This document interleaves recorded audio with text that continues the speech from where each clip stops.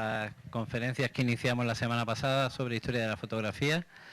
Hoy la verdad que para mí es un día un poquito más especial que otros porque se juntan esta tarde dos de los fotógrafos, de los artistas que más admiro, como son Harry Callahan, que es sobre quien versará la conferencia de hoy, y Emmett Gowing, que fue su maestro, que será el que se encarga de hacer fue su alumno. Callahan fue su maestro y él se encarga de hacer la conferencia de hoy. Es como esas conjunciones planetarias que pasan rara vez y que sabemos que no van a pasar nunca más en nuestra vida, tener a dos artistas como ellos en una misma sesión. La semana pasada veíamos como algunos de los grandes fotógrafos del siglo, los grandes nombres como Walker Evans, Robert Frank, Cartier-Bresson. From the end of the 20s, 30s, particularly Evans, started to explore new approaches in photography with impact reaching up to today. With Callahan, it's the same, but much more intimate work, as well as the teaching that he did in some of the most important photography schools in the US, particularly starting in the 50s and 60s. Similarly to what happened with Emmett Gowing, who has been a great photographer, but also has taught at Princeton until just 4 years ago, for 30 years. And Callahan was a photographer who I think created some of the more innovative and creative work of the 20th century. And with it, he defined a new photographic aesthetic starting in the 40s, which is when he began his work, with a fortunate combination of an enviable technique or technical skill, as well as formal experimentation, which led him to create some of the most beautiful images in the history of photography. And all of that without needing to take great journeys or go very far away, as we saw. Hacia el entorno más próximo, hacia el mundo real y próximo en el que se desenvolvía cada día. Su casa, su familia, la calle donde vivía y las pequeñas porciones de naturaleza que rodeaban esta casa. Con solo esos elementos y sin necesidad de hacer ningún viaje, creó una de las obras más potentes, más interesantes que se han desarrollado en el siglo XX. Y además tuvo la suerte de conseguir pasar ese legado tan importante a fotógrafos del nivel de Emmett Gowing, que lo asumieron, lo hicieron propio y desarrollaron a su vez una voz también muy personal y muy íntima en su trabajo. Con él le dejo muchas gracias y dándole las gracias por estar de nuevo con nosotros en Madrid por segunda vez este año. Gracias.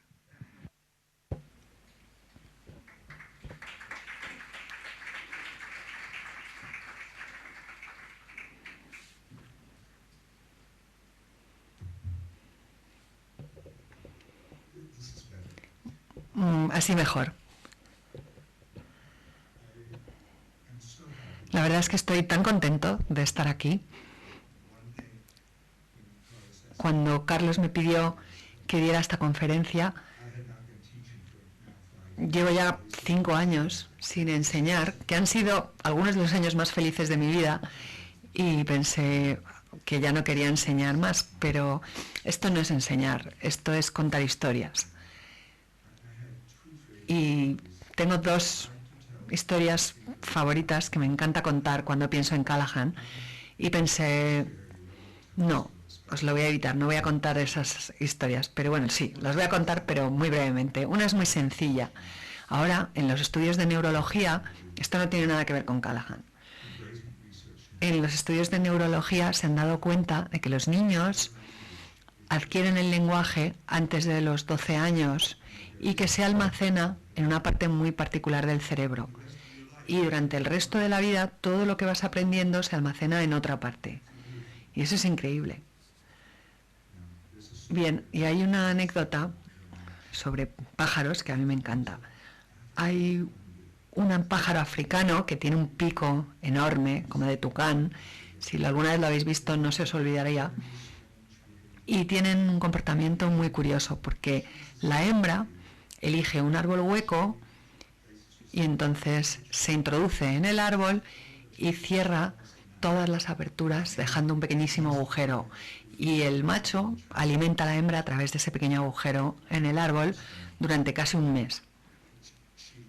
Ella pone unos huevos, uno cada vez, uno al día, hasta que tiene 3.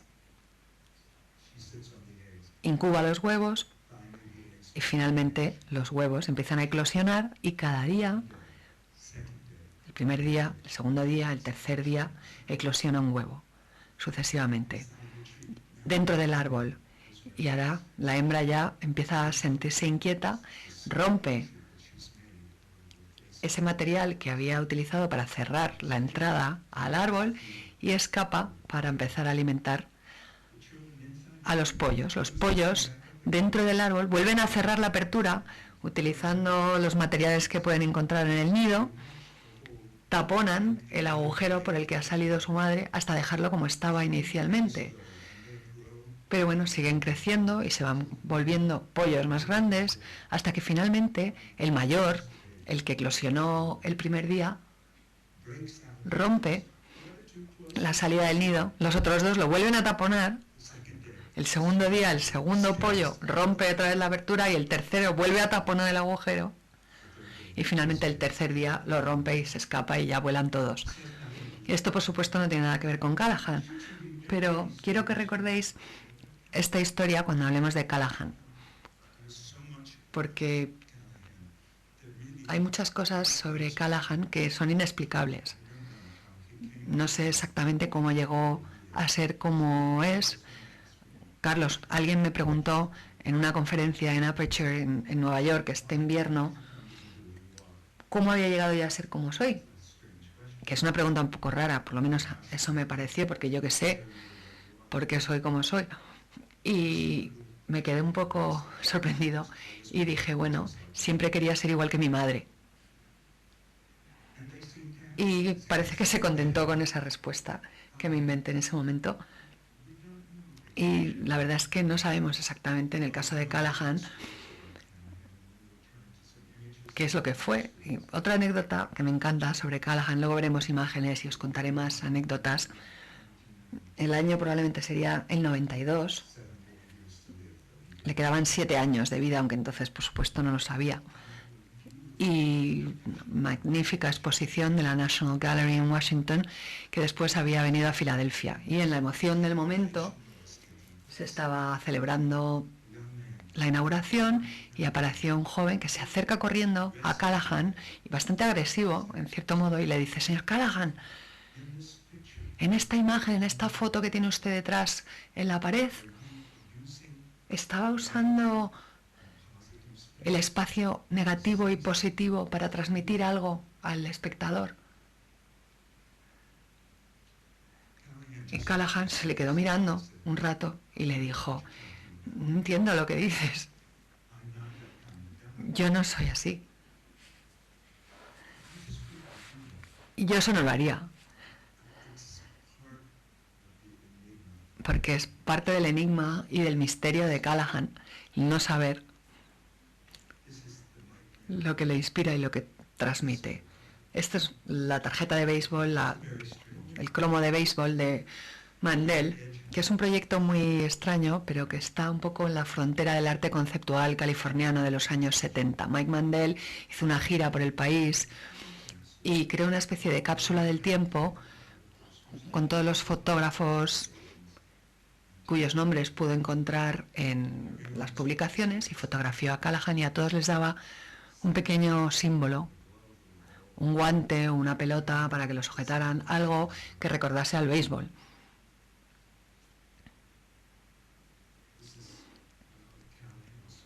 Y este es el cromo de Callahan, el número 18, y hay unos datos.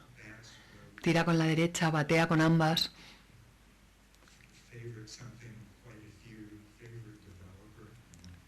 El promesa favorita, película favorita, favoritos, me encanta la fotografía. Y luego tenías que decir algo, y él escribe: decir algo iría en contra de mi propia naturaleza. Y esta es la misma persona que 10 años antes había creado probablemente la declaración más elocuente en una página que yo haya oído nunca a un fotógrafo.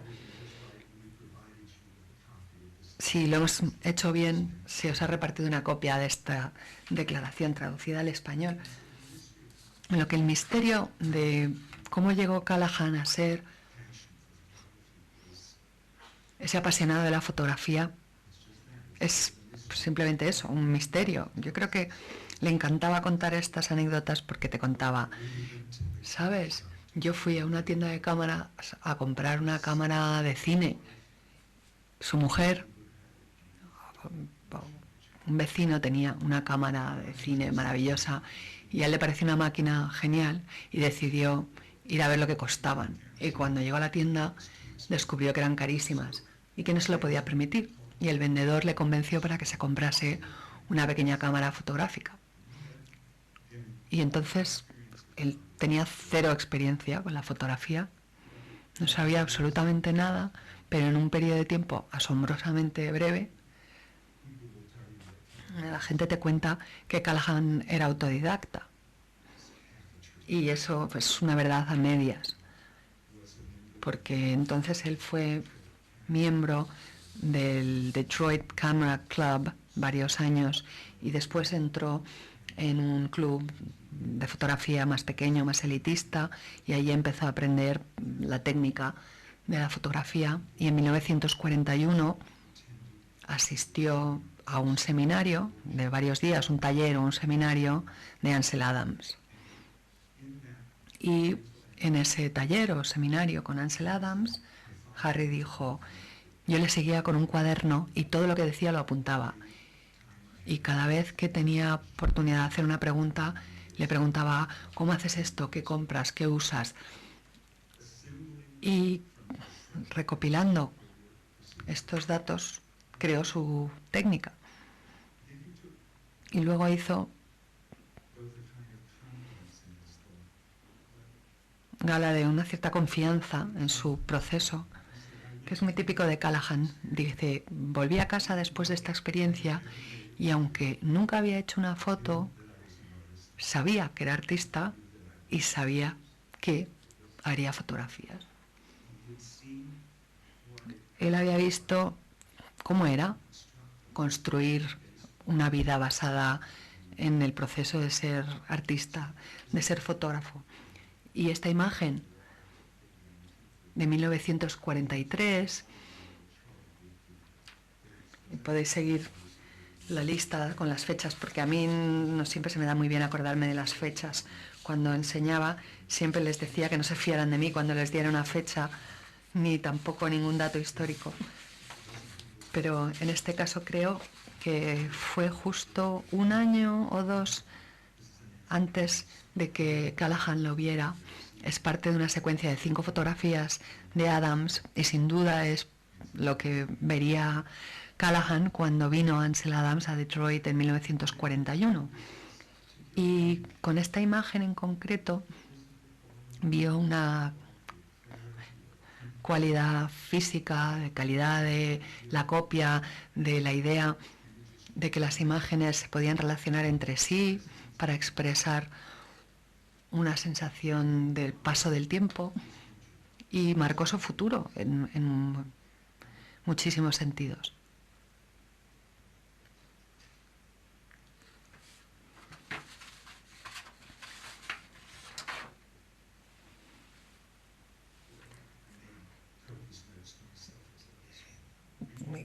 He tomado un montón de notas cuando leía el maravilloso material biográfico que hay sobre Callahan.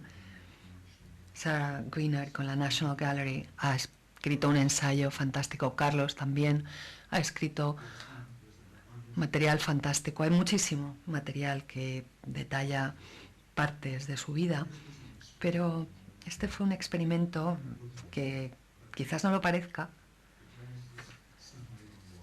pero las hierbas, la luz sobre el agua y un movimiento, el movimiento de una linterna sobre película en un espacio oscuro, fueron 3 de los primeros experimentos que le llevaron a desarrollar su interés por la experimentación, y dice que a partir de ahí se dio cuenta de que en su futuro todo lo que haría se basaría en la experimentación, que empezaría quizás con una idea muy trivial, pero que en el proceso de ir experimentando con ella realizaría un descubrimiento.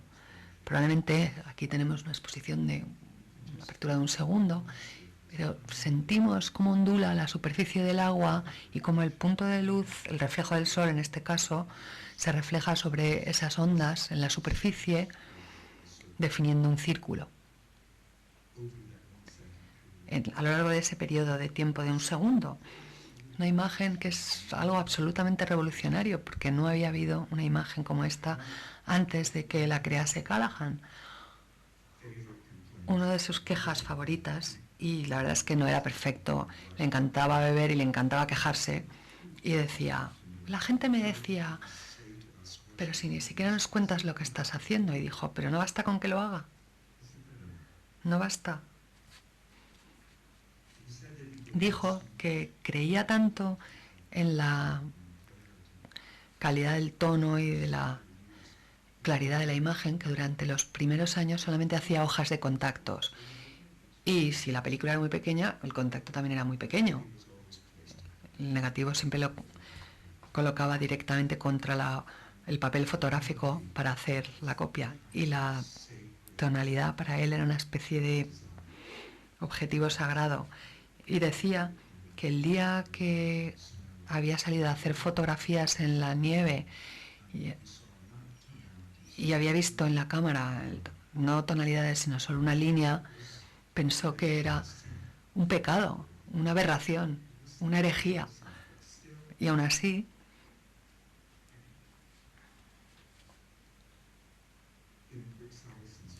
en el libro de Britt Salvesen, el fotógrafo de su trabajo, ella reproduce una fotografía del negativo mostrando sus tonalidades y una fotografía de una copia normal donde vemos la tonalidad del fondo de la nieve, que en la copia de Callahan no aparece, lo ha eliminado simplemente eligiendo el contraste, y puede parecer una modificación muy pequeña, pero se ha convertido en algo tan habitual actualmente, pero entonces no era nada habitual, fue algo muy raro, fue una ruptura con la tradición fotográfica. Esta fotografía de Eleanor de 1945, y bueno, nos he explicado un poco su biografía. Él nació en 1912, conoció a Eleanor Callahan, Eleanor Knapp, de soltera, en 1933, en una cita a ciegas. Resume lo que pasó bastante bien. Eleanor me dijo, conectamos, simplemente encajábamos perfectamente. Simplemente parecía que ambos teníamos la sensación de que teníamos que estar juntos. Y cuando empezó a descubrir la fotografía, y en 1945, dijo que se había dado a sí mismo una beca. Dimitió de la empresa Chrysler, donde trabajaba en la división de piezas de recambio, una especie de administrativo. Su mujer Eleanor para entonces era secretaria, y como tantos artistas que yo he conocido en mi juventud, que eran mis héroes, resultó que las mujeres eran todas las que trabajaban y las que les mantenían, y los maridos, los artistas, prácticamente no ganaban lo suficiente para subsistir. Y esto lo he combinado con una imagen de Alfred Stieglitz, el retrato de Georgia O'Keeffe, y creo que el año es 1930 o 20. Como ocurre con muchas de estas fotografías, simplemente he elegido algunas de mis favoritas, también teniendo en cuenta su relevancia con respecto a la obra de Callahan. Cuando él se dio esta beca personal en el año 45, pasó medio año en Nueva York. Y ahí es donde se obtuvo esta foto de Eleanor en Nueva York.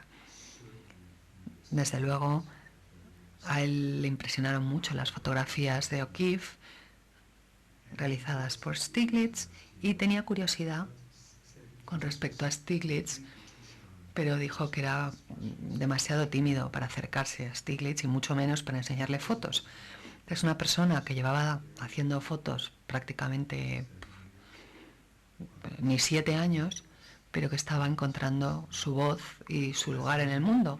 En 1945, en el año 47 o 48, Edward Steichen estaba empezando a incluir ya fotografías de Callahan en prácticamente todas las exposiciones que preparaba.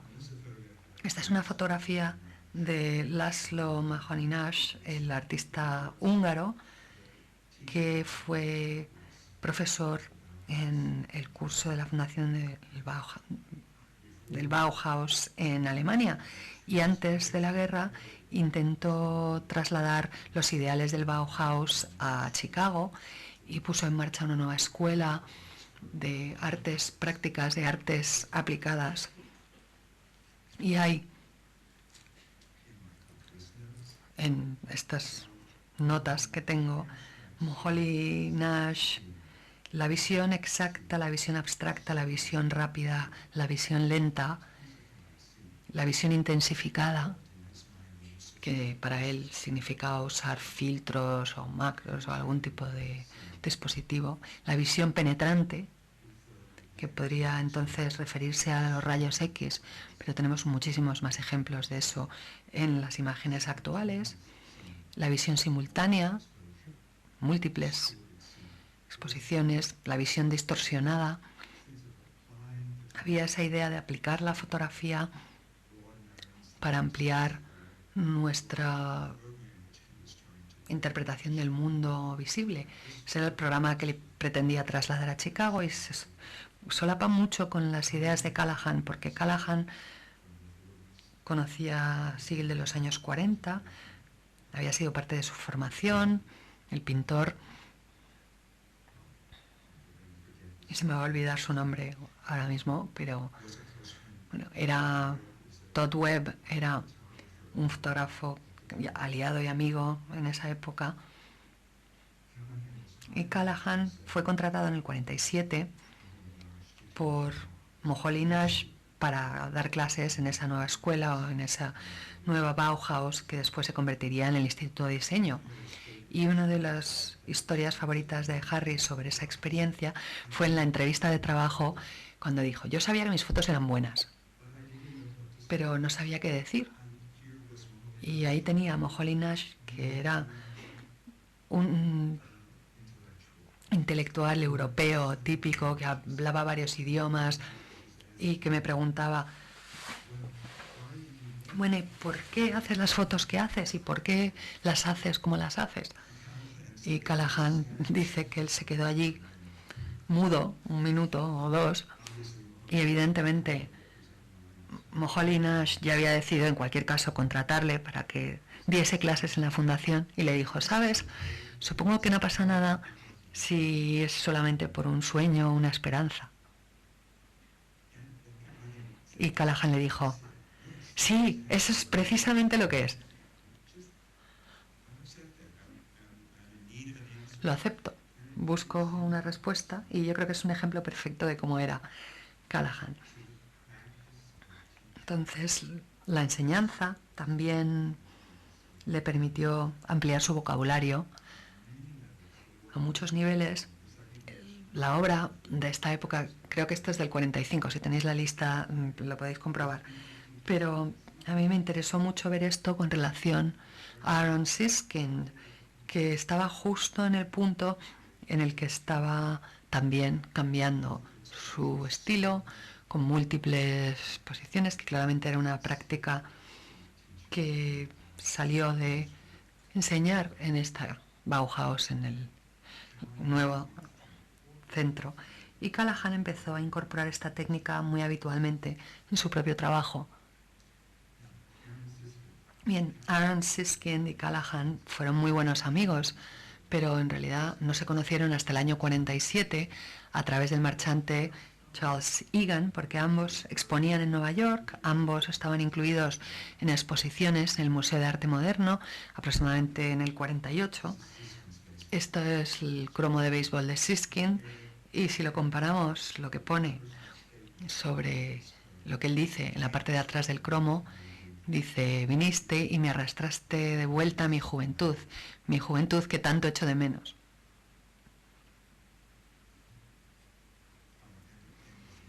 Y si veis este detalle de aquí, dice fotógrafo favorito FPH, que significa fotógrafo favorito, dice Harry Callahan. El retrato de Siskin de Callahan en más o menos la misma época, 48, 49.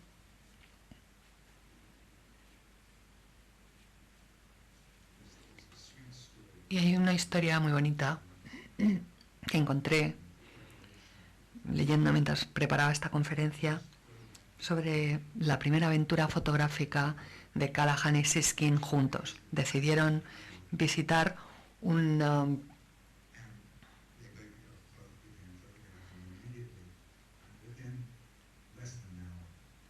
acumulación de chatarra de automóviles, y a la hora a Callahan se le había acabado la película, y Siskin, que usaba un tomavistas y era mucho más lento en su proceso, analizando intelectualmente cada foto que hacía, estaba empezando, y Callahan decía: bueno, vámonos, vamos a hacer otra cosa.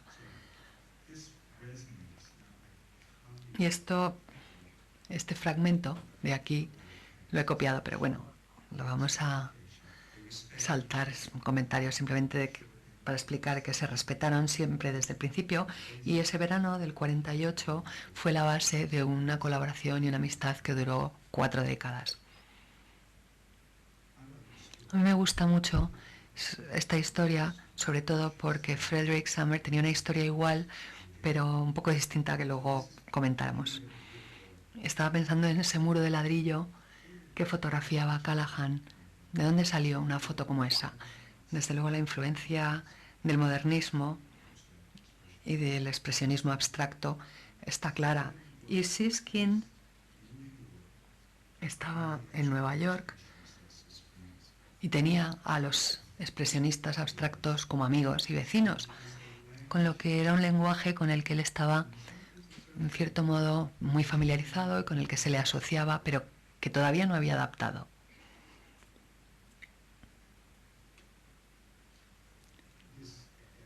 Esto, y he añadido una foto de Siskin porque es una foto tan increíblemente bella que evoca tantos aspectos del arte moderno. Podríamos pensar en el artista alemán Kirk Schwedisch, sus collages, o en Jackson Pollock.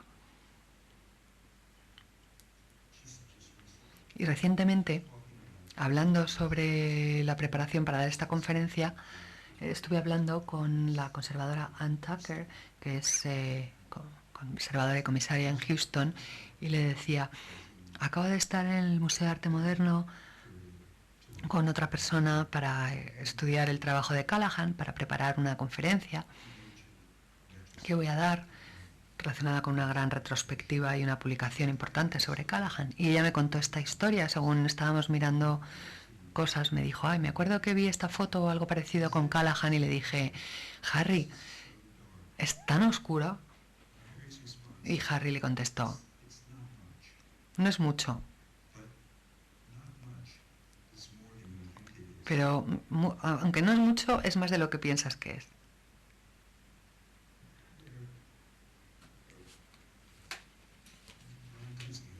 Brancusi decía que la simplicidad es complejidad resuelta.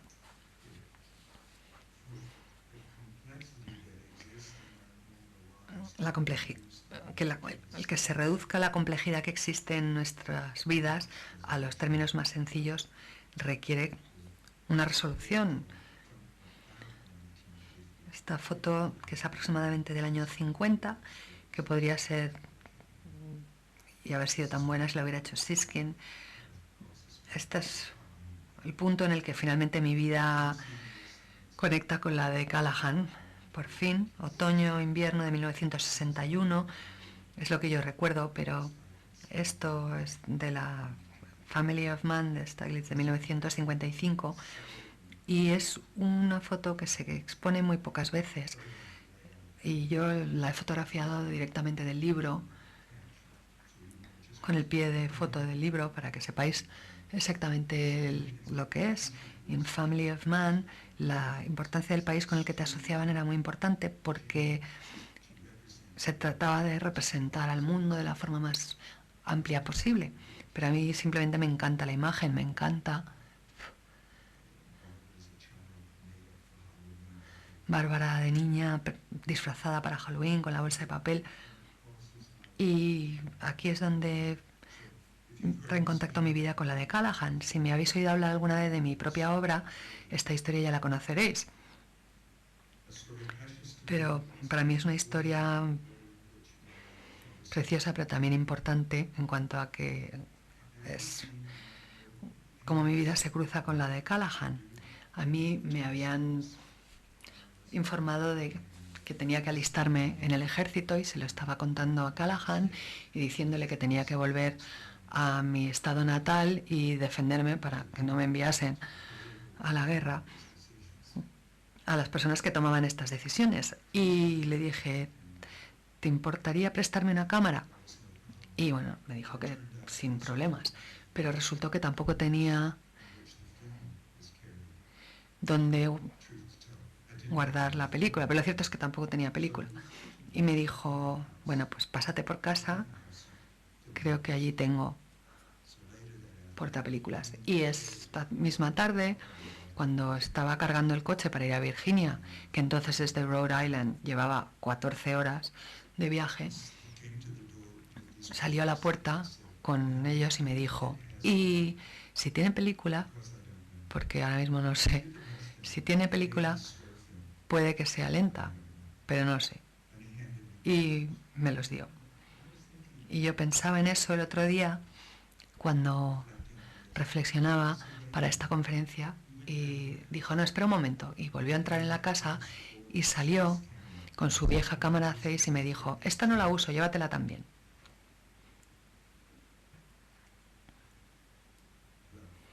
Y bueno, cuento la historia porque también es muy típica de cómo la casualidad en nuestras vidas a veces te marca el camino. Yo volví para hablar con los militares y no pensaba para nada en la fotografía. No comprobé para ver si había película o no, pero usé esa otra cámara para fotografiar a otro niño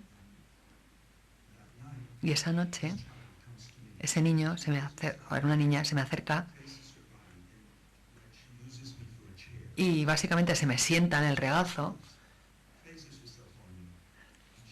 y me dice, has hecho tantas fotos hoy, mañana voy a pensar en algo muy interesante y me puedes hacer fotos a mí todo el día.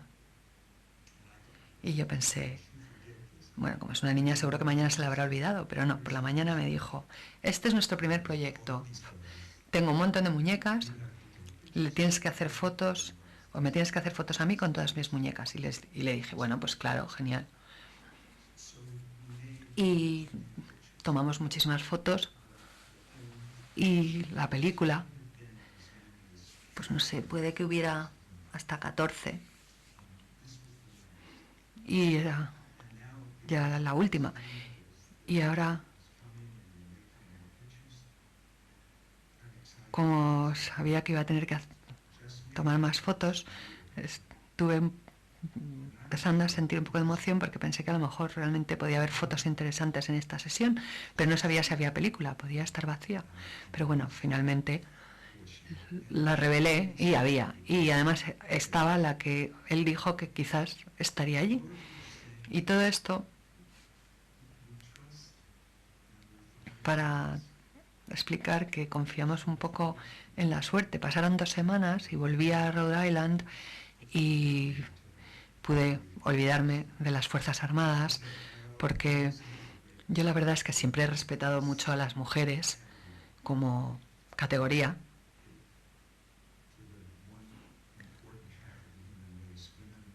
esa mitad de la raza humana que yo siempre he respetado más, y el tratar con estas mujeres que llevaban el consejo de reclutamiento y que representaban las Fuerzas Armadas ahí, la verdad es que fue una revelación. Pero bueno, le enseñé la foto a Callahan y me dijo, probablemente es tu primera foto. Y a él le daba igual que fuera su película, porque se sentía parte del proceso. Y aquí he elegido muchas cosas que son mis favoritas. Es bastante evidente que es esto, no voy a decir mucho más sobre qué es, excepto que sé, por las historias que nos contaba, que el motivo por el que decidió hacer una foto de un huevo fue porque había oído a Steichen explicar cómo cuando volvió de Europa, a principios de la Primera Guerra Mundial, montó un estudio comercial en Nueva York y se marcó un reto técnico, fotografiar huevos blancos sobre un fondo blanco, que era un desafío importante porque tenías que hacerlo perfectamente y el revelado también perfectamente. Y a mí me queda claro que el elegir el huevo como ingrediente simbólico en la foto no es algo que hiciese Callahan conscientemente, pero sí duplica ese reto técnico de Steichen, ese ejercicio técnico. Entonces crea la sombra de un huevo en un interior contra una luz y luego otra foto y luego otra imagen en su interior. O sea que son 3 imágenes sobre la misma película. Muy Callahan para mí en ese sentido. Y muy relacionado con la escuela y con lo que enseñaba. Y se hizo muy amigo del arquitecto Van der Rohe, y no creo que fuera por eso, por lo que fotografiaba arquitectura, porque su arquitectura representa, yo creo, una cualidad mucho más femenina y un sentido más femenino de secretos tras la fachada de la imagen. Y yo creo que aquí lo vemos, en cierto modo, unas posibilidades domésticas con esa luz que sale por la ventana, ¿no? Hay un interior detrás de esta fachada. Pero su propia fotografía se dispersa en muchísimas direcciones de experimentación. Otra cosa esencial en su trabajo era la sencillez. Dice, es como si tu madre te hiciera una foto cuando eras pequeño y te dicen que te coloques en un sitio y tu madre da unos pasos atrás con la cámara de la familia y te hace una foto, pues lo inmediato, lo corriente. Esta es una foto mía que creo que se coordina muy bien con mi experiencia con Callahan.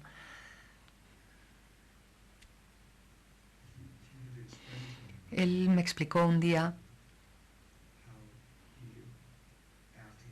cómo, después de haberse hecho amigo de Steichen, Steichen le incluyó en casi todas las exposiciones, In and Out of Focus, Out of the New, las exposiciones en el MoMA, que en los próximos 10 años prácticamente siempre incluían a Callahan y luego a Siskin, luego a Salmon, que eran como el núcleo duro. Steichen le había llamado y le había dicho, voy a estar en Chicago dentro de unos días, prepara obra, que quiero ver lo que has estado haciendo este último año. Y le dijo, pues lo siento mucho, pero solo tengo una foto. Y le pregunta, ¿pero en un año solo una foto? Y le dijo, bueno, él pensaba que con 5 fotos al año en 20 años tendrías 200, que pues, son fotos de sobra. 200 fotos, ¿cuántas fotos necesitas? Él se sentía satisfecho en trabajar todos los días. Él decía que él era como un carpintero o un fontanero que sale a trabajar, que trabaja todos los días, que no siempre tiene buenas ideas, pero que de todas formas trabaja. Y yo adoraba sus historias y esta historia sobre la foto de ese año. Y yo seguía trabajando con Callahan y a finales del verano del 68 había hecho cientos de fotos, pero no estaba seguro de si tenía una que valiese. Y empezaba a recordar esta historia. Y no lo sé, eso es lo que me decía Callahan sobre su propia obra.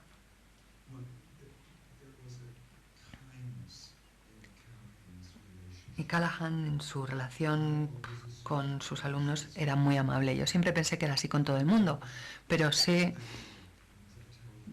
al pensarlo y cuando contaba estas historias a otras personas que también estudiaron con él, que no siempre era así. Nos conocíamos desde hacía poco tiempo y simplemente en un momento de tranquilidad me dijo: estoy muy contento de que hayas podido escapar de las Fuerzas Armadas, del servicio militar. Y yo le dije: sí, yo también. Y me dijo: sabes que no hay diferencia entre nosotros, excepto que yo he hecho más fotos malas que tú. Y eso lo dejó ahí un momento y después dijo: claro que también he hecho más fotos buenas.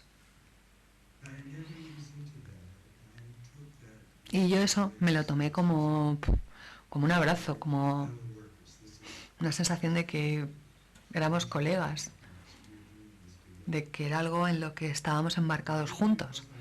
Y quizás porque ya sabía cómo había sido mi experiencia con Callahan, porque yo le había visto en The Family of Man y en otras exposiciones, y en 1974 tenía una idea muy clara de cuál era su identidad y tenía muy claro también con quién quería yo estudiar, y que Callahan era la persona que yo había elegido. Quizás habréis leído que tuve una pequeña entrevista con Robert Frank en 1963 y le pregunté qué debía hacer.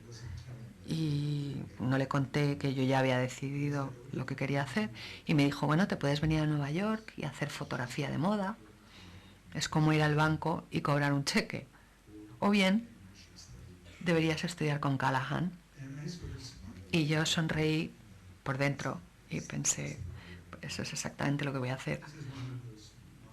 Esta es una de esas maravillosas fotos de los años 60 con múltiples exposiciones. Parecen muchísimas, pero en realidad son dos solamente. Y simplemente se ha rotado la cámara levemente. Pero me pareció que os podría contar algo sobre mí mismo, aunque esté hablando sobre Harry. Yo esta foto la había visto en una revista en 1961, tenía una cámara desde hacía probablemente menos de 2 meses y vi esta fotografía del árbol y decidí que yo iba a reproducir esa foto de alguna manera y señalo la pantalla. Aquí veis la segunda desde abajo a la derecha, mi mujer Edith, que entonces no era mi mujer, era mi novia solo, pero que estaba dispuesta a posar y posar, y resulta que solo tuvimos suficiente luz utilizando una lámpara solar y tardamos un tiempo en hacer estas fotos y nos sorprendió ver al final de este experimento de dobles exposiciones que un lado de su cara estaba rojo, mientras que el otro lado, donde no le daba la luz, seguía blanco. Así que se quemó en solamente media cara y la otra mitad blanca totalmente.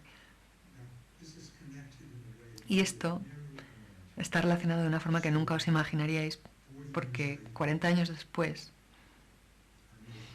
yo estaba haciendo una fotografía de Edith y había descubierto cómo una luz que emite una radiación ultravioleta muy fuerte es de hecho un pulso de luz, 60 ciclos, 60 veces por segundo, de forma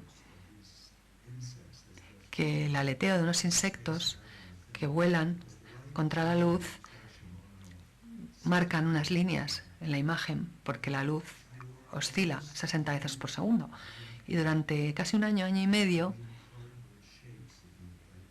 hacía siluetas en cartulina de Edith calcaba su cara y le ponía delante de una luz, porque 40 años después todavía me acordaba de esa cara quemada por el sol, de esa lámpara, intentando hacer algo que no sabes exactamente qué es lo que estás intentando y que te genera muchos problemas. Y bueno, mis alumnos en ese momento me decían, estás influido por tal o tal persona que le encanta trabajar con siluetas. No, yo estaba influido por esa experiencia que había tenido con mi mujer quemándose la cara, media cara, cuando yo estaba intentando hacer algo como lo que había hecho Callahan.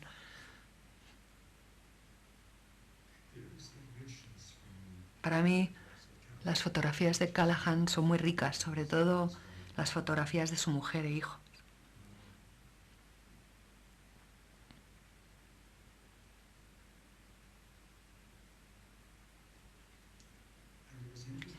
Y me resultó muy interesante posteriormente entender, porque consiguió explicarme cómo esa actividad de fotografiar personas con las que tienes muchísima intimidad tiene su momento. Y te dice, yo eso lo podía hacer entonces, en esa época de mi vida. Ahora ojalá lo pudiera hacer, me encantaría volver a hacerlo, pero no es tan fácil. Y cuando cogía y me planteaba una pregunta, ¿por qué no haces más de esto? ¿Por qué no vuelves a intentar esto otro? Yo me resistía y él me decía, eso es muy infantil, eso es muy infantil pensar que vas a poder hacer cualquier cosa cuando quieras, cuando de hecho puede ocurrir que solo haya un momento en tu vida en el que puedas hacer una cosa y nunca más.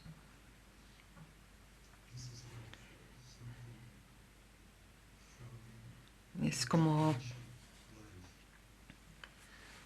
algo de la vida más primitiva, es el emblema de la fertilidad, es como esas figuritas de arcilla que encuentras en las cuevas y en los poblados de Mesopotamia, en las excavaciones arqueológicas que solían colocar en un pequeño nicho o ventanilla dentro de una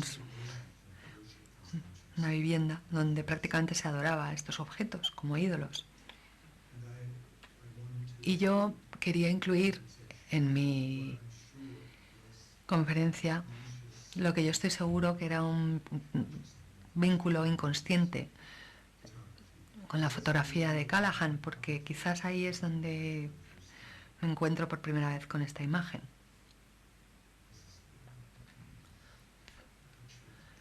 Es una foto de Eleanor del 48 y esta del 74.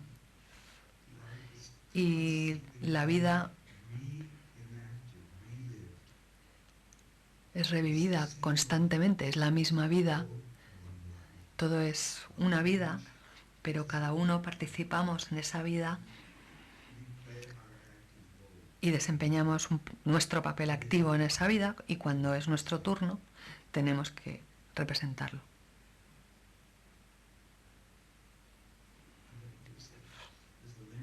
Y aquí hay una relación con Jung,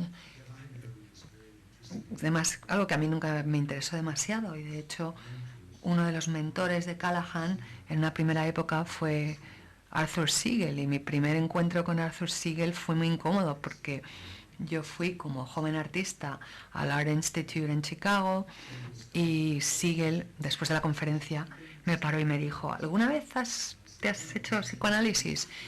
Y me dijo, ¿y tienes interés? Y le dije, pues no. Y me dijo, ¿pero no te gustaría que yo te psicoanalizara? Y le dije, no, para nada, nunca. No me interesa absolutamente nada lo que haya en mi subconsciente, sé lo que estoy haciendo en el momento y con eso me basta. Pero esta ventana es una de las primeras figuras que dibujan los niños para cerrar el espacio, para decir, este es el sitio en el que esta cosa, esta ventana, esta vista, esta entidad existe aquí. Es algo muy primario. Y es una historia que a lo mejor no os habría contado, pero que ahora que ya he dicho esto sobre Arthur Siegel, os tengo que contar. La última conversación que yo tuve con Callahan fue en 1999 y estábamos en su apartamento en Atlanta y él había tenido un ictus y le costaba hablar y me dijo, podríamos simplemente escuchar música, no tenemos que hablar, pero si quieres hablar, lo intentamos. Y yo le dije, no, a mí me encanta hablar. Luego ya escucharemos música. Y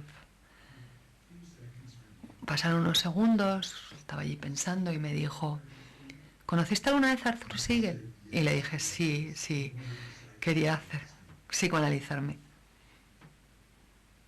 Y me dijo, la verdad es que ese hombre era tan inteligente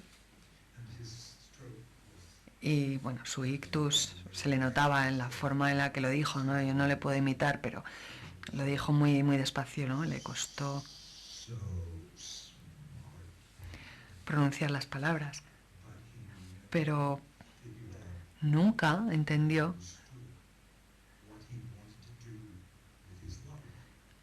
qué era lo que quería hacer con su vida. Algo que para Callahan era la mayor de las tragedias, porque la fotografía había sido su pasión, la respuesta a qué quiero dedicar mi vida para él. Estas experimentaciones de Callahan son muy sencillas y en algunos pocos casos como este, increíblemente complejas. Son 100 fotografías de un ojo. Y la plantilla, que era una plantilla que había preparado con unos agujeros recortados muy cuidadosamente y una superficie opaca montada sobre el cristal de la cámara, delante de la película, y muy pacientemente, ojo a ojo, reenfocando, planifica y hace la foto sobre una sola película, los 100 ojos fotografiados individualmente, uno cada vez. Una imagen, una locura de imagen. ¿Cómo vamos de tiempo? ¿Vamos bien? Y aquí también tiene que ver, aunque no es tan evidente, sé que cuando hablábamos de ello, Carlos y yo lo comentábamos, una foto clásica de Callahan, y una noche, durante un seminario, se me acercó y me dijo, esa es la foto que me hizo hacer esa foto. ¿Te acuerdas de esa foto que hice de los árboles y la nieve al lado del lago en Chicago? Eso es lo que me hizo hacer esa foto, me dice. Y eso nunca lo hubieras sabido. No hay motivo para que esas dos fotos estuvieran en el mismo plano, pero en su mente, en la mente también de ese tucán africano, puede haber unas conexiones que ni nos imaginamos. Y pensé, bueno, esto es maravilloso. Y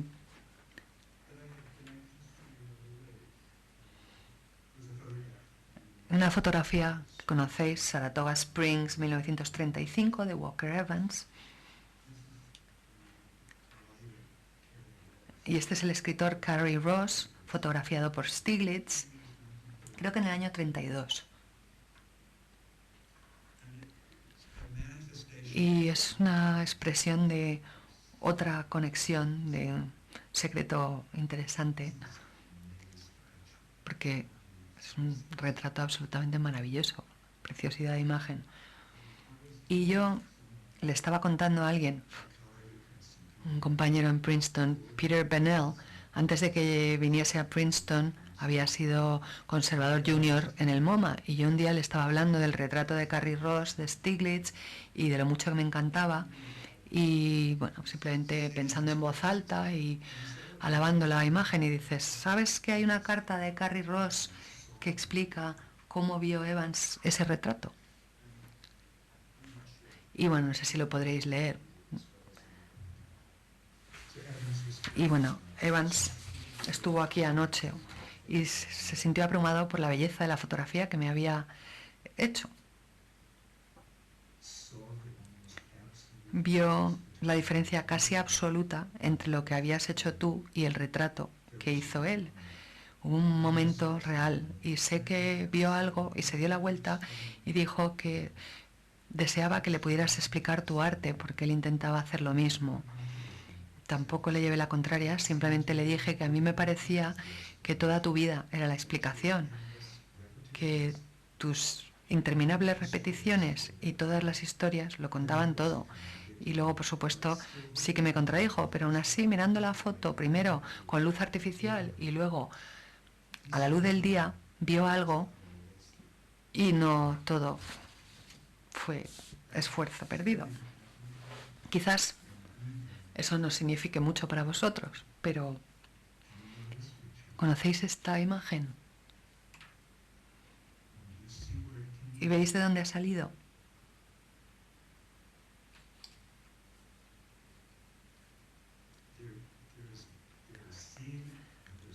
Porque está la visión y está la visión profunda, y es muy distinto.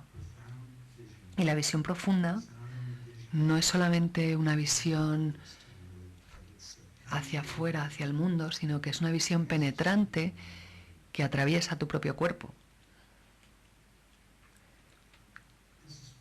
Y esto es bastante fascinante, porque Carlos os habrá dicho que la exposición va a viajar a París dentro de pronto y estábamos trabajando en un pequeño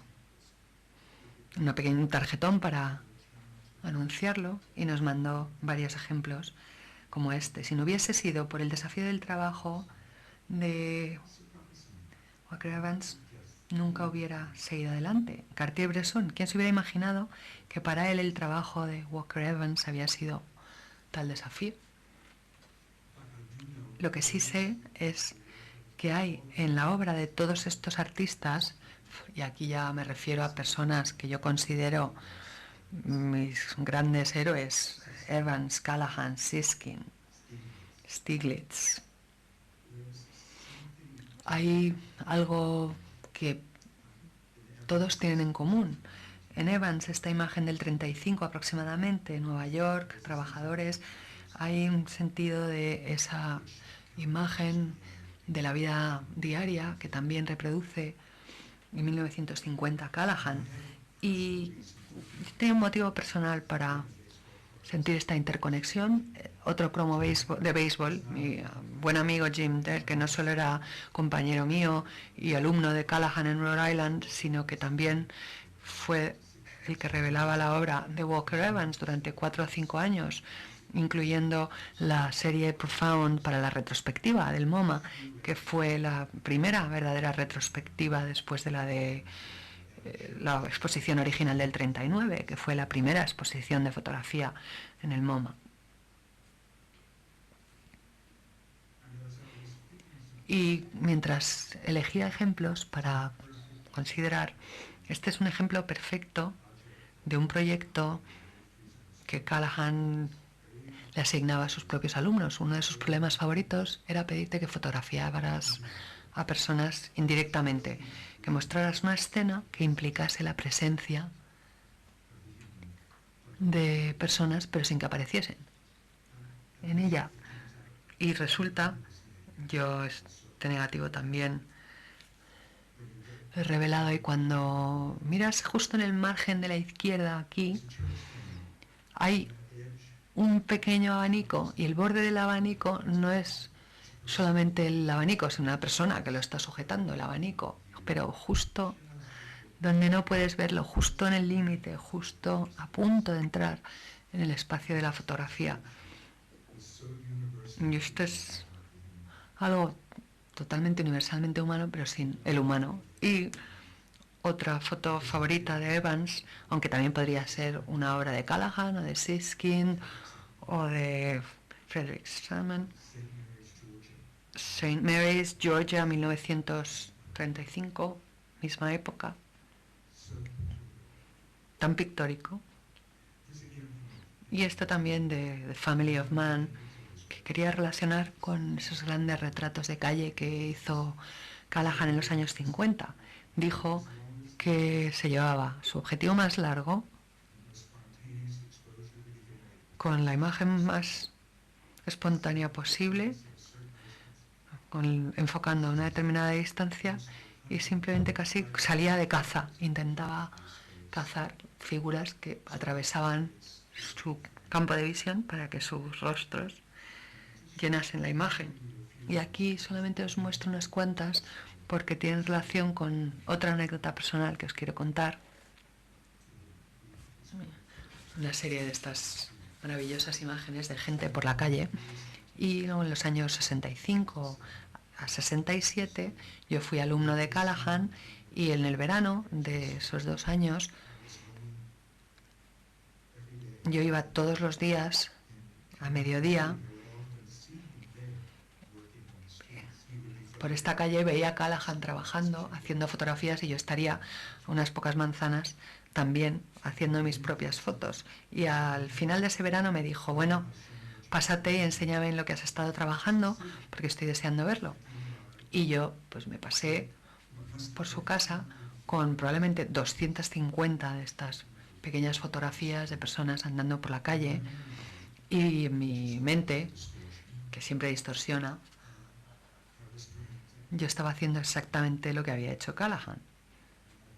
Y pensé que iba a ser muy interesante ver su reacción, y si se enfadaría o si diría que él estaba copiando y que no lo podía hacer. Y tampoco hubiera sido una respuesta muy sorprendente.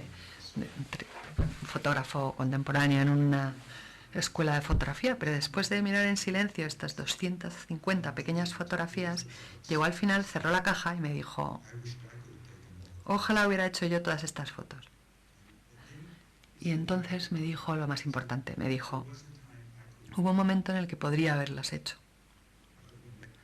pero cuando pasa ese momento no puedes volver.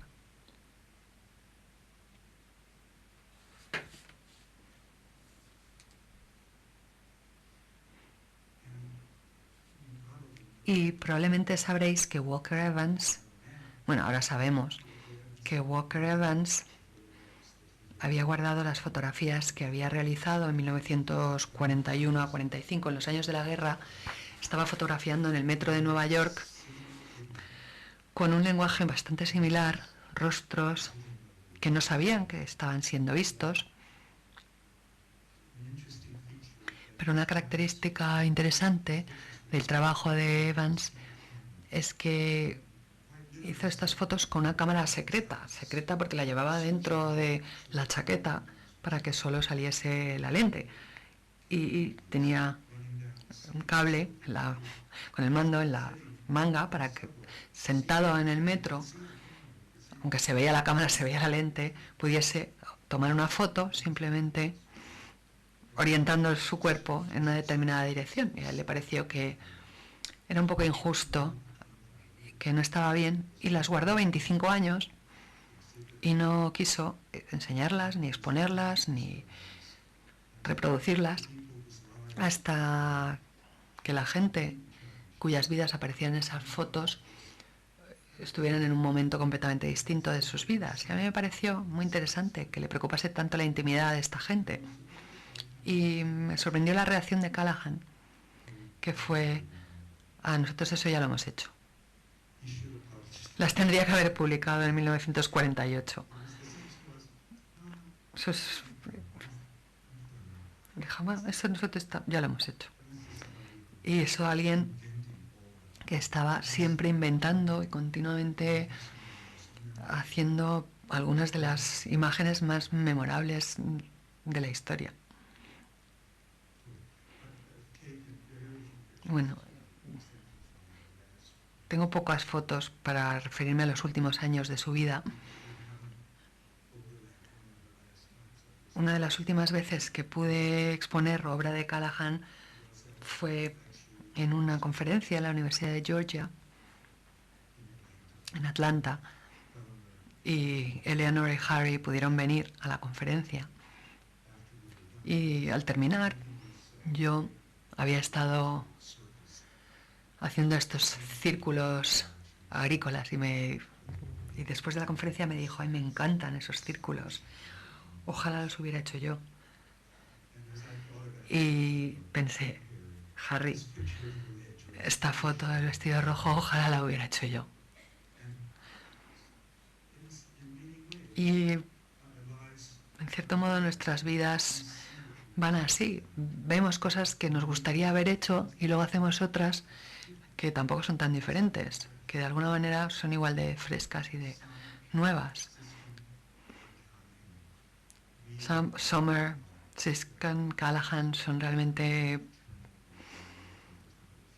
hitos en la fotografía americana. Y eran amigos, aunque no tan buenos amigos como lo fueron Callahan y Siskin, que fueron compañeros, profesores y siempre tuvieron una amistad muy estrecha. Sommer era una personalidad completamente distinta. La parte de atrás de su cromo de béisbol está hecha reorganizando frases de Shakespeare de forma más o menos aleatoria. Un montón de palabras de distintas obras de Shakespeare.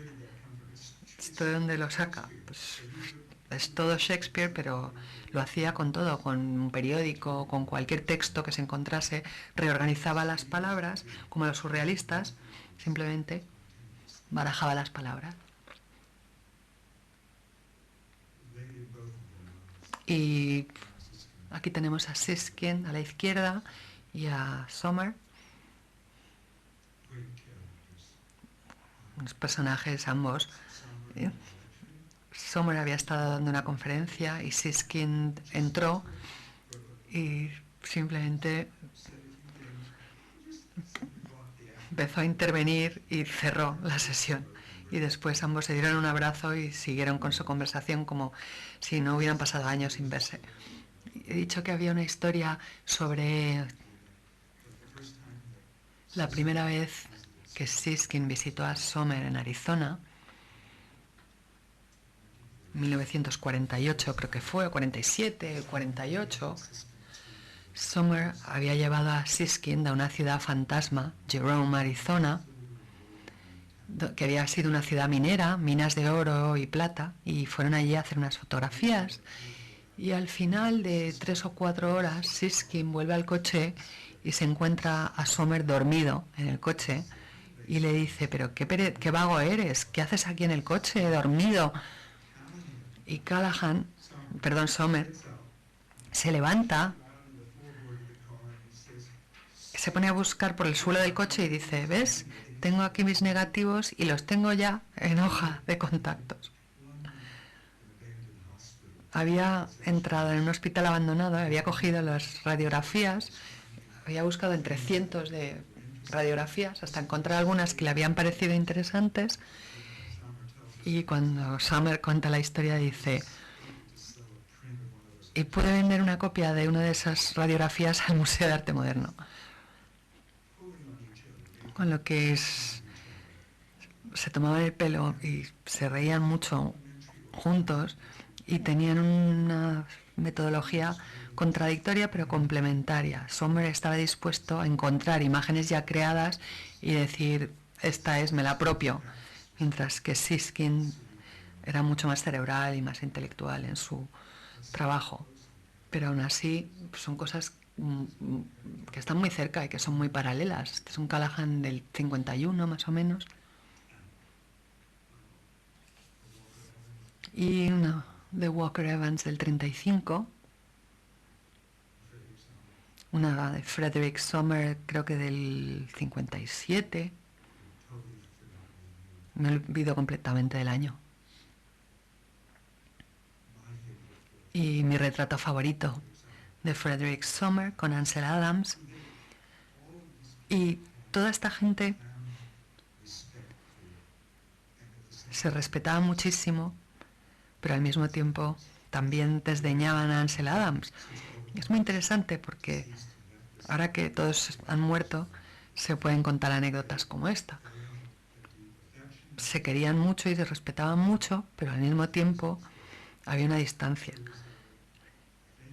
Y hay una película conocida en la que Ansel Adams está entrevistando a Georgia O'Keeffe, la pintora, y le pregunta un montón de cosas y ella le dice, Ansel, ¿por qué no te callas un momento? ¿Por qué no me dejas que te haga yo una pregunta a ti?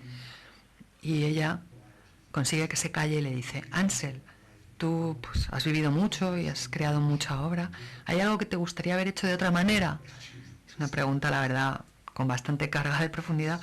Y su respuesta hubiera sorprendido a todos sus amigos, porque dice, bueno, hay un hombre, Frederick Sommer, que solo ha hecho 200 fotos en toda su vida. Dice, pero de esas 200, todas representan exactamente cómo se siente. Es exactamente lo que él quería conseguir y reflejar. Es exactamente él. Y a mí me gustaría haber hecho más eso. Que es sorprendente. En cuanto a visión de la propia vida, la obra de Sommer estaba muy enraizada en el dibujo, pero también la de Callahan. Pero el sentido de Sommer del dibujo era el movimiento de la mano y del brazo, mientras que Callahan tiene más que ver con el descubrimiento de ir exponiendo la película hasta encontrar el dibujo. Y Adams te dice que no hay ninguna diferencia entre esas dos cosas, que tienes que hacer algo para encontrar lo que estás buscando o tienes que encontrar lo que estás buscando para hacer la imagen y la foto, que es exactamente lo mismo, que son absolutamente equivalentes ambos procesos. Y bueno, quiero ir terminando para que quede algún rato para preguntas. Os he dado una copia traducida de el prólogo que escribí para un libro sobre Callahan y los retratos de su mujer. Y solamente voy a decir algo que digo en este prólogo, lo que dice William Blake: no hay acto más sublime que posar a alguien ante ti. El percibir la profundidad y realidad de la autonomía de otra persona y de la validez de otra persona que tienes delante es el acto humano más precioso y más preciado. Y creo que esto es lo que hace que estas fotos de Callahan parezcan tan reales, tan verdaderas. Puede ser anticuado quizás hablar de que sean auténticas y verdaderas, pero yo verdaderamente creo que hay dos fuerzas que son lo que realmente nos mueve. Y una es esa sensación de una verdadera belleza rítmica y la segunda es esa verdad. Bien, así que lo dejo ahí y si tenéis alguna pregunta estaré encantada de contestarlas.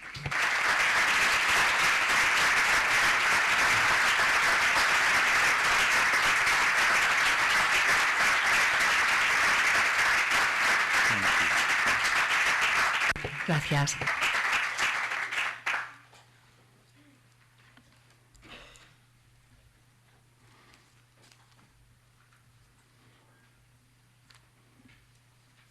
No questions, that's good. We can... No hay preguntas, bueno, mejor, nos vamos, todos, a casa.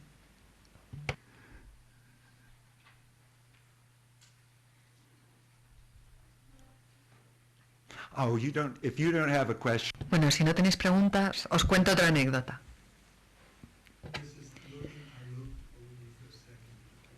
He mirado un momento esta imagen de Callahan que yo obtuve en 1967. Yo seguía siendo alumno suyo y me costó mucho hacer esta foto porque estaba mirándote todo el rato y te decía, le has quitado la tapa, te has acordado de modificar la velocidad, la apertura.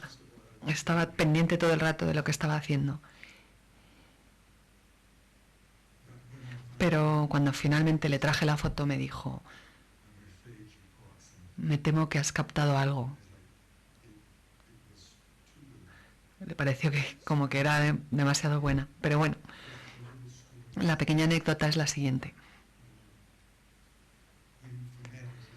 Nos encontramos en su casa, los alumnos, una vez al mes.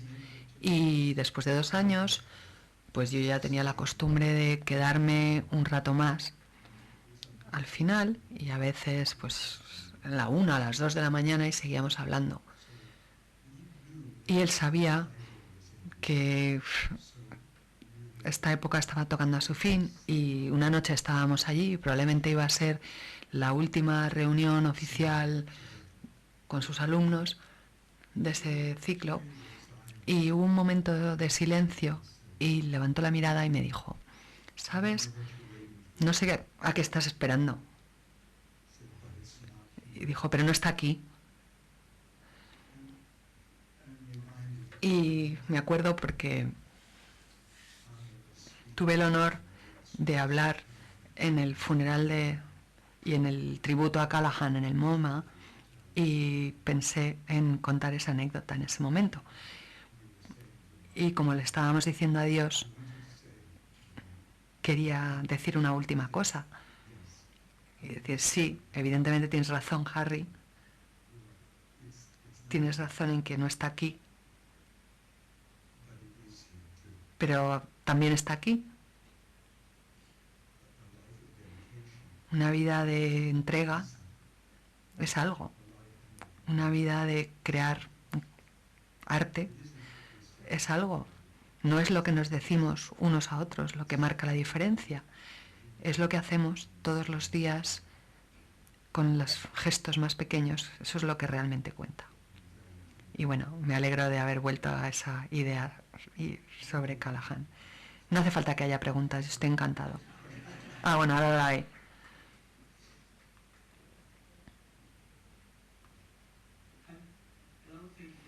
Hola, muchas gracias por venir. Me encanta tu trabajo, y además ahora has hecho que ame también la obra de Callaghan. Y mi pregunta es: ¿podrías identificar similitudes entre los retratos de Eleanor, de Callaghan, y tus retratos de Edith, tu mujer? Bueno, los demás también nos ha llegado la traducción, ¿no?, al español. Porque yo la he oído en inglés, claro.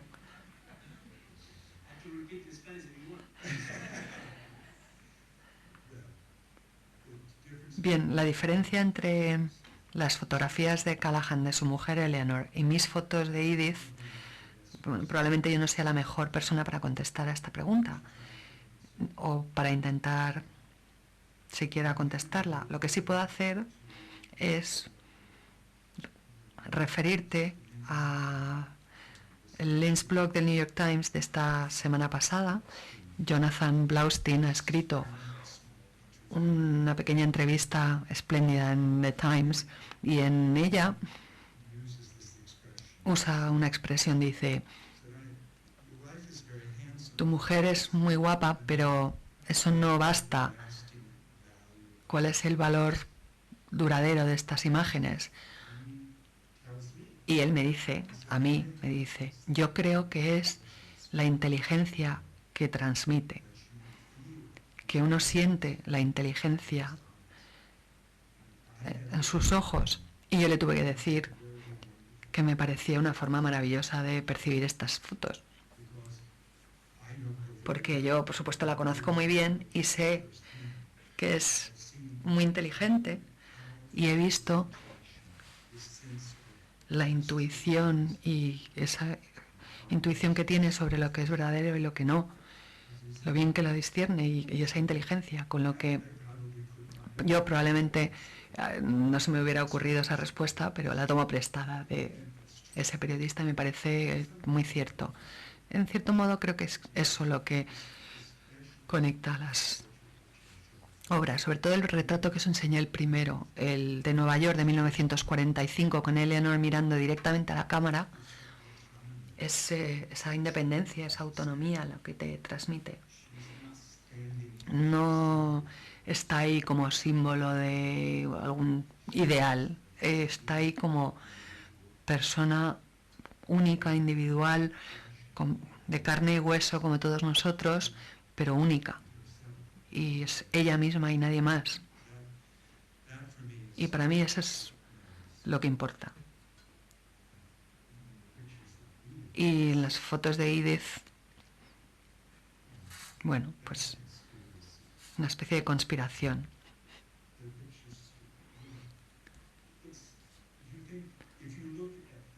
Piensas cuando analizas la vida de un microorganismo,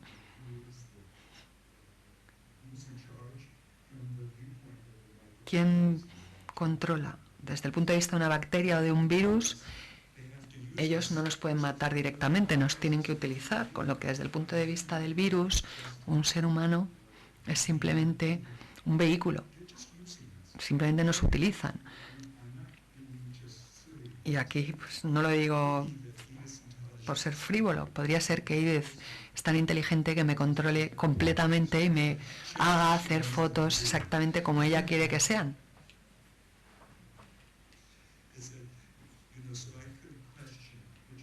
Y bueno, podríamos preguntarnos quién es realmente el que controla el proceso y el retrato. Y estoy perfectamente satisfecho con no saber la respuesta.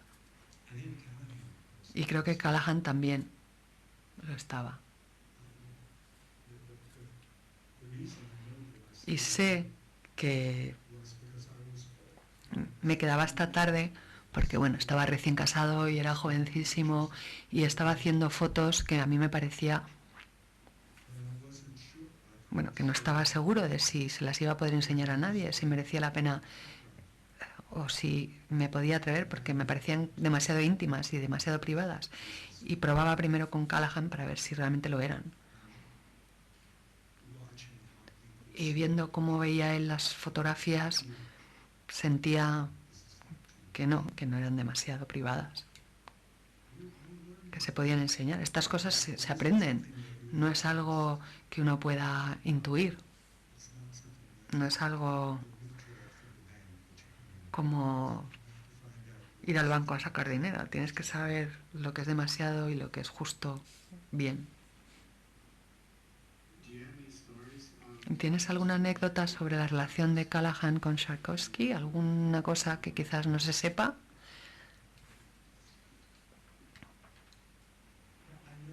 Bueno, sé que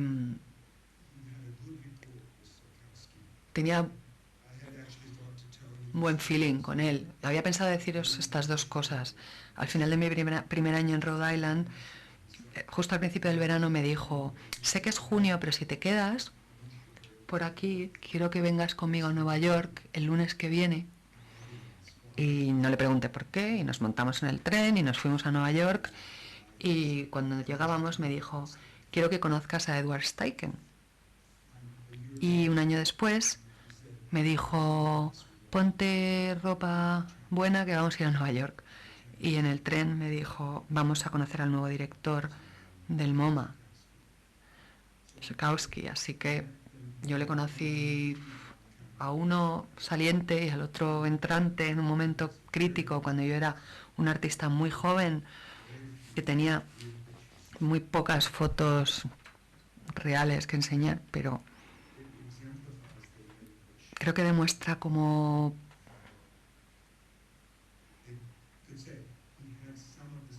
Callahan sentía por mí y por mi trabajo lo que Steichen había sentido por él y por su trabajo, porque Steichen había sido realmente un gran mentor para la obra de Callahan.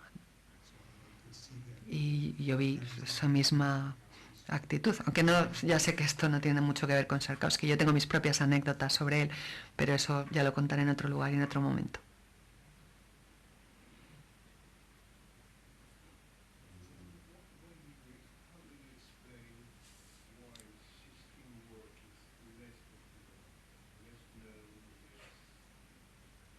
Lo siento, pero no tiene micrófono, no podemos traducirle.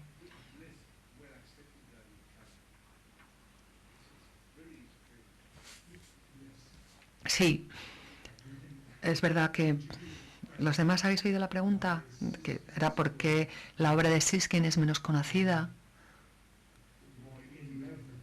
o menos admirada. Y yo creo que la respuesta es bastante sencilla.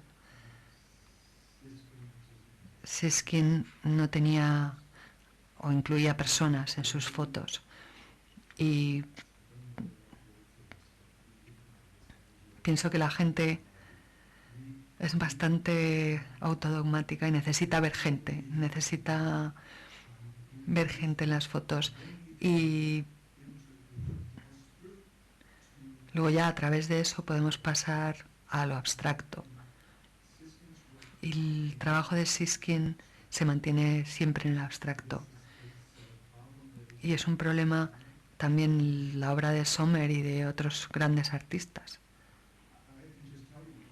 Te puedo decir que cuando yo era joven tenía precisamente esta misma impresión. Vi la obra de Siskin y me pareció que era buenísimo, pero para mí no era trascendente. Tenía una idea muy infantil de lo que era gran fotografía. Entonces, si no había personas en la fotografía, era demasiado fácil. Y lo que digo es que psicológicamente, es lo que decía William Blake, el poner a otra persona delante tuyo y compararte con esa persona, vales más, menos que yo, te estoy mirando y diciendo, tu valor es un tesoro y yo solamente quiero mostrar el tesoro que eres. Y psicológicamente eso de alguna manera llega a todo el mundo, mientras que cuando eso te lo presentan en el abstracto es mucho menos accesible. Es como, bueno, a todos nos gusta la música, pero nos gusta este tipo de música o este otro tipo de música.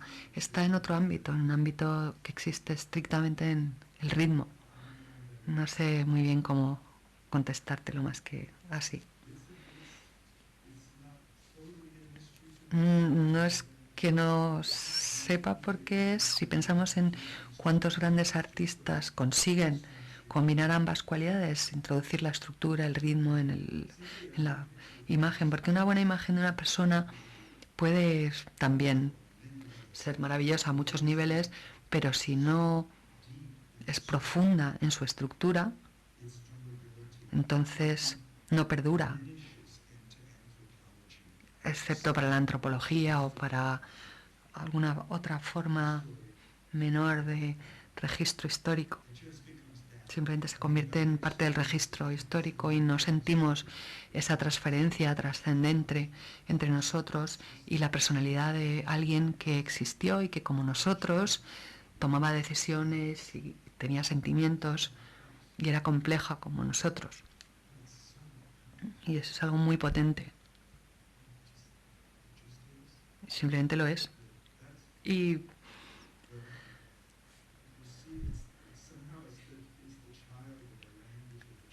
es como lo del niño y el lenguaje que adquirimos antes de los 12 años, lo que se transmite con esa experiencia. Cómo determinadas cosas nos llegan por el intelecto y otras casi a un nivel visceral, instintivo. Sé que es muy anticuado decir esto, pero corro el riesgo y lo digo. Y bueno, la verdad es que habéis sido un público fantástico. Muchísimas gracias.